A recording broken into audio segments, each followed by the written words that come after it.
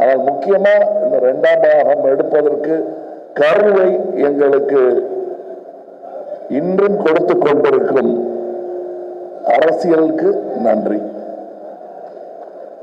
ஏன்னா இந்த கரப்ஷன் இன்னும் அதிகமானதுனாலதான் இந்தியன் தாத்தாவுடைய 2ஆம் வருகைக்கு ஒரு பெரிய அர்த்தமே இருக்கிறது.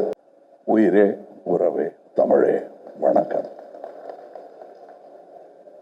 அதாவது உலக சினிமாவில் ஒரு சினிமாவை செய்துவிட்டு அதன் 2ஆம் முறையாக அதை செய்யும் போது அதே டைரக்டர் அதை இயக்குவது என்பது 2 பேர் எனக்கு தெரிஞ்சு நடந்திருக்கு. ஒருத்தர் செசில் பி டிமில், இன்னொருத்தர் ஹிச்காக். இவ்வளவுதான் தெரியும். ஏன்னா ஹிச்காக்குடைய 39 ஸ்டெப்ஸை அவர் கருப்பு வெள்ளையை எடுத்தாரு, அதுக்கப்புறம் அதையே அவர் கலர்ல எடுத்தாரு. அதே மாதிரி செசில் பி டிமில் 10 கமாண்ட்மெண்ட்ஸ்ங்கிற படத்தை கருப்பு வெள்ளையா எடுத்தாரு, திருப்பி அதே கலர்ல எடுத்தாரு. இன்னி வரலும் அது பேசப்படுகிறது. அந்த வாய்ப்பெல்லாம் யாருக்குமே கிடைக்காது. இது சங்கர் அவர்களுக்கு கிடைத்திருக்கிறது. அவருக்கு கிடைத்ததனால் எனக்கும் கிடைத்திருக்கிறது. ஏன்னா PU சின்னப்பா அவர்கள் நடித்த அந்த உத்தமபுத்திரன்ல அதுக்கப்புறம் நடிகர்களை தான் நடித்தார். அவங்க இல்லை, நான் இருந்து இந்த 2ஆம் பாகத்தை பார்ப்பது, அதுவும் இந்த 2ஆம் பாகம் என்னும் ஒரு ஃபேஷன் வருவதற்கு முன்னாடி எடுத்துட்டு வந்தாங்க முதல் பாகத்தை. வேணா ஒரு தற்பெருமை ஒன்று நான் சொல்லிக்கலாம். இதே சாலையில் ஒரு டப்பிங் தியேட்டர் நடந்துட்டு இருந்த போது இந்தியன் படத்தோட டப்பிங் போது நான் சொன்னேன், சார் 2ஆவது பாகம் எடுத்துடலாம் அப்படின்னு நான் சொன்னேன். அப்ப அந்த படப்படப்பே எங்களுக்கு அடங்கலை. இது எப்படியாவது ரிலீஸ் பண்ணோன்னு. நல்லாதான் இருக்கு சார், இப்ப அதை பத்தி பேசாதீங்க சார் லெவல்ல அவருடைய மனம் இருந்தது. ஆனால் முக்கியமா இந்த 2ஆம் பாகம் எடுப்பதற்கு கருவை எங்களுக்கு இன்றும் கொடுத்து கொண்டிருக்கும் அரசியலுக்கு நன்றி. ஏன்னா இந்த கரப்ஷன் இன்னும் அதிகமானதுனாலதான் இந்தியன் தாத்தாவுடைய 2ஆம் வருகைக்கு ஒரு பெரிய அர்த்தமே இருக்கிறது உங்கள் மத்தியில். அந்த அவர்களுக்கும் இது நல்லவங்க கேட்டவங்க எல்லாருக்கும் நன்றி சொல்ற ஒரு விஷயம். இன்னும் சொல்ல போனா இருக்கிறவங்க இல்லாதவங்களுக்கு கூட நன்றி சொல்லணும். இந்த மேடையில் நான் ரொம்ப சந்தோஷமா ஒரு தலைமுறையுடன் நடித்து கொண்டிருக்கிறேன். நான் மதிக்கும் நல்ல நடிகர்கள், என் நண்பர்கள் இப்பொழுது எங்களுடன் இல்லை. அவங்கெல்லாம் இந்த வெற்றி விழாவில் பங்கெடுத்திருக்க வேண்டியவர்கள். மனோபாலா, நடுமுடி வேணும், விவேக் போன்றவர்கள். இந்த பக்கத்து ரோட்ல இப்பதான் முந்தானத்தை தான் எடுத்த மாதிரி இருக்கு விவேக்கோட சீன்ஸ். இவர் பக்கத்தில் உட்கார்ந்து டைரக்ட் பண்ணிட்டு இருந்தாரு. காலம் எவ்வளவு வேகமாக ஓடுகிறது என்பதற்கு இந்தியன் 1, 2 எல்லாம் ஒரு உதாரணம். நாங்கள் திரும்பி பார்க்கறது கூட சங்கருங்கிற அந்த இளைஞர், அவர் நல்ல வேளை இன்னும் இளைஞராகவே இருக்காரு. நல்ல வேளை நான் தாத்தாவை போட்டதுனால வித்தியாசம் தெரியல. இன்னொரு முக்கியமான ஒரு இந்த மாதிரி மேடைகள்ல வழக்கமா 2 பேர் சண்டை போட்டுக்குவாங்க, மாற்று கருத்து இருக்கும்.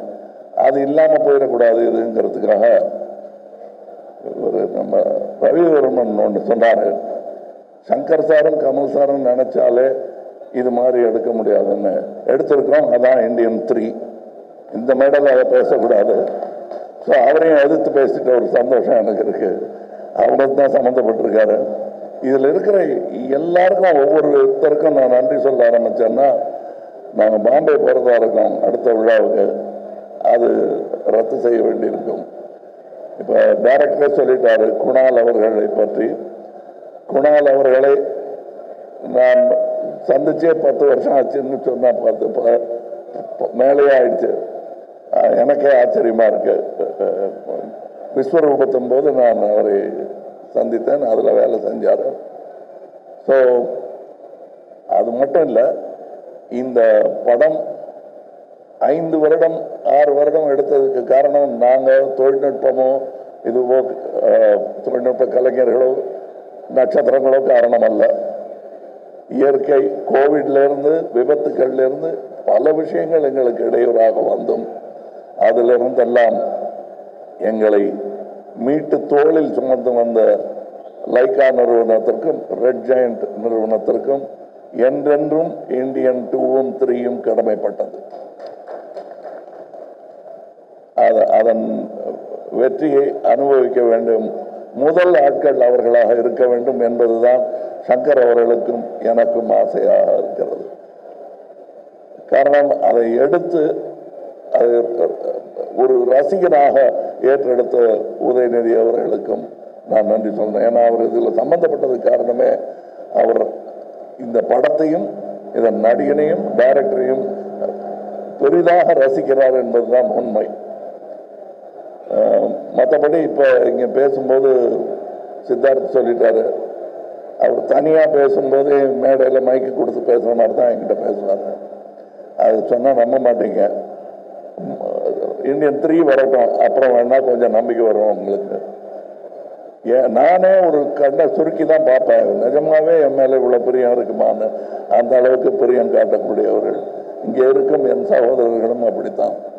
இதில் இந்த 100%ன்னு சொன்னார் இல்லையா டைரக்டர், அது எப்படி 100% கொடுக்க முடியுங்கிறத கற்றுக்க வேண்டிய ஒரு ஆள் அனிருத்துன்னு நினைக்கிறேன். ஏன்னா என்னால் ஒரு அளவுக்கு மேலே கேட்டாங்கன்னா, சார் என்னால் முடிஞ்சது பண்ணியிருக்கேன் அப்படின்னு சொல்ல தோணும். அப்படி சொல்லாமல் இருக்கிறது எப்படிங்கிறது கற்றுக்கணும். ஏன்னா நான் எங்கே இருந்தாலும் நல்ல விஷயத்தை கற்றுக்குவேன் வெக்கப்படாமல். அதனால் தனியாக வந்து கேட்டு தெரிஞ்சுக்கிறேன். இங்கே இருக்கும் என்னுடைய நண்பர்கள் எல்லோருமே இந்த படத்தில் சம்பளம் வாங்கிட்டு நடித்த மாதிரியே எனக்கு தோணலை, சந்தோஷமாக நடித்தாங்க. அதுக்கு வாய்ப்பது மிகவும் கடினம். இதை இன்னும் 20 வருஷம் கழித்து சொல்லிக்கலாம், 25 வருஷம் கழித்து சொல்லிக்கலாம். நான் இன்றை சொல்லிக் கொள்கிறேன்.